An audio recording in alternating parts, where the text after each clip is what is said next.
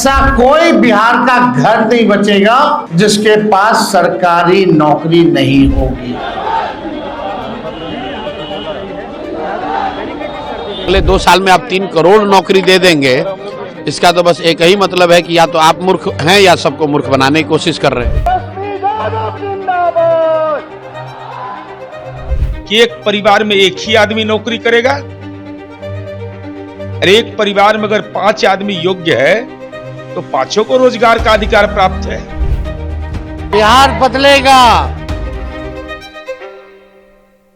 बिहार में विधानसभा चुनाव के ऐलान के साथ ही राज्य में नए नए स्कीम की बहार आ गई है। नेता हर रोज जनता को लुभावने वादे कर रहे हैं, कभी रोजगार देने की बात तो कभी हर महीने फ्रीबीज टाइप स्कीम का ऐलान कर रहे हैं। ऐसे वादे हर चुनाव में होते हैं, जैसे कि पिछली बार चुनाव में बीजेपी ने वादा किया था कि वो सरकार बनने के बाद 20 लाख रोजगार देगी। इसके बाद सरकार भी बनी, लेकिन बिहार की रोजगार के मामले में स्थिति वहीं की वहीं है। तेजस्वी ने भी 5 साल में 10 लाख नौकरियां देने का वादा किया था। 17 महीने वो भी सरकार में रहे, लेकिन बिहार के युवाओं के लिए बदला कुछ भी नहीं। हालांकि इस दौरान कुछ सरकारी नौकरियां जरूर दी गई। अब एक बार फिर तेजस्वी यादव ने बड़ा चुनावी वादा किया है। उन्होंने कहा है कि आरजेडी की सरकार बनी तो 20 महीने के अंदर हर घर को एक सरकारी नौकरी दी जाएगी। इस वादे को लेकर उन पर विपक्ष हमलावर हो गया है और जनता भी सोच रही है कि क्या यह संभव है या फिर यह भी वादा 15 लाख की तरह ही जुमला है। तो आइए जानते हैं इस रिपोर्ट में तेजस्वी यादव का ये वादा कितना संभव है। नमस्कार, मेरा नाम है प्रमोद और आप देख रहे हैं जनसत्ता। तेजस्वी को वादा पूरा करने के लिए कितनी नौकरियां देनी पड़ेंगी?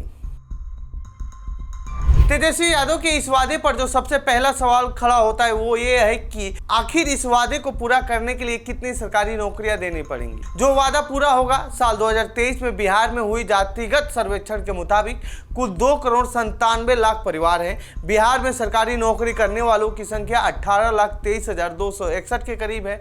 फिलहाल बिहार में सरकार की कितनी नौकरियां हैं इसका कोई आधिकारिक डाटा नहीं है, लेकिन एक्सप्रेस ने सरकारी सूत्रों के हवाले से दावा किया है कि करीब 26 लाख से 27 लाख के आसपास हैं। यदि अभी की स्थिति को देखते हुए मान लिया जाए कि सरकारी नौकरी करने वाला हर व्यक्ति अलग परिवार का है, तो भी बिहार में 2 करोड़ से ज़्यादा ऐसे परिवार हैं जिनके पास सरकारी नौकरी नहीं है। ऐसे में इस वादे को पूरा करने के लिए कम से कम तेजस्वी यादव को 2 करोड़ नौकरियां देनी पड़ेंगी।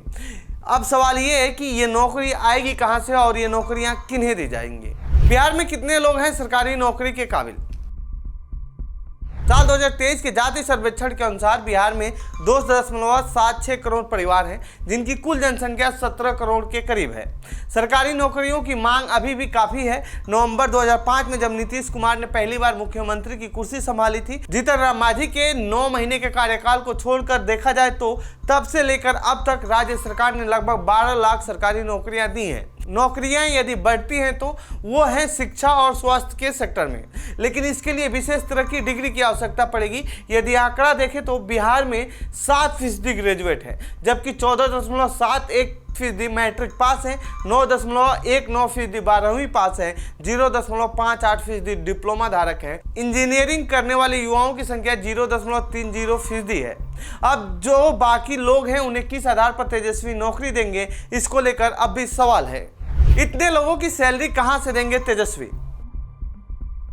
खैर ये सब भी छोड़िए, सरकारी नौकरी मान लीजिए कि तेजस्वी यादव ने दे भी दिया तो इनकी सैलरी कहां से देंगे? तो आइए इस पर भी बात कर ही लेते हैं। एक बार के लिए हम ये मान लेते हैं कि सरकार इतनी सारी नौकरियां देने में सफल भी हो गई, तो भी इनको सैलरी देनी तो पड़ेगी। अब इन सरकारी नौकरियों में औसत मासिक वेतन कम से कम 25,000 रुपये भी होगा, तो सरकार को हर परिवार के एक सदस्य को सरकारी नौकरी देने के लिए हर साल 7,88,000 करोड़ रुपये की जरूरत पड़ेगी, जबकि अभी पूरे बिहार का 1 साल का कुल बजट ही इसका आधा यानी 3,16,000 करोड़ रुपए है। तेजस्वी के इस वादे के पीछे क्या सोच है?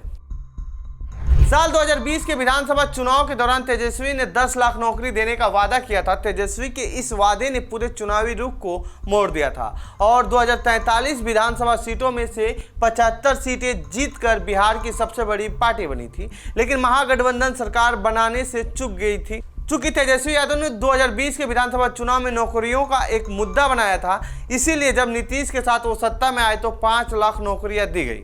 और इसी को दोहराते हुए तेजस्वी ने वादा किया है कि हमने 17 महीने के सरकार में 5 लाख नौकरी दी। इसी के सहारे वो हर घर नौकरी का वादा कर चुनावी फायदा लेना चाहते हैं।